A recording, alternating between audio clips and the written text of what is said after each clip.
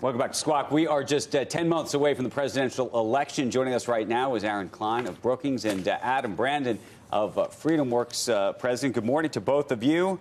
10 months. I can't believe how close this is all getting. Aaron, we've been talking a lot about how the markets may or may not react to this election. As you see it setting itself up, if you were to gamble right now, what do you think the pairings look like? Well, look, it's very early to tell. I remember in this cycle in 2004, John Kerry was polling in the single digits in Iowa. There are a couple twists and turns left to go in the road. But I think re-elections of sitting presidents are just referenda on the incumbent.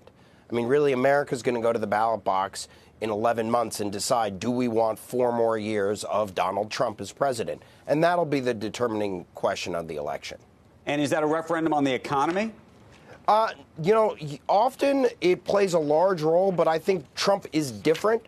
I think his personality, I think his politics of divisiveness are such that it'll be a little bit less focused on the economy. Not every election is like that. In 2002, despite a weak economy, the Republicans won the midterms, bucking historical trends. In 2000, despite a strong economy, the Democrats lost control of the White House. Right. Similarly in 2016. So I think this time may be a little bit different. Adam, the question that we've all been grappling with is the most popular person on the Democratic side, or is the most popular person on the Democratic side going to be the best person to compete against the president?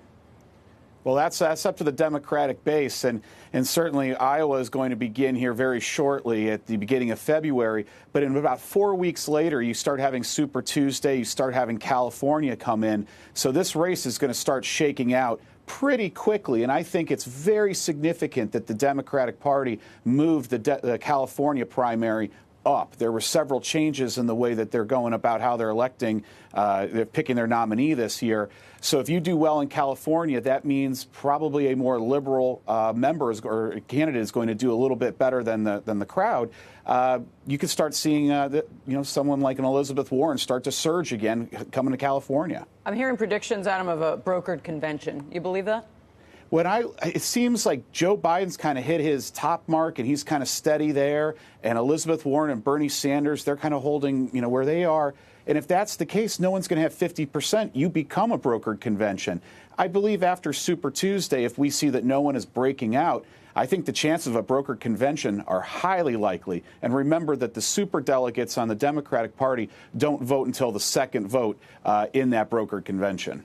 You're looking at shots right now of Elizabeth Warren, Bernie Sanders. One of the shots you haven't seen, right, at least not yet, is of Michael Bloomberg.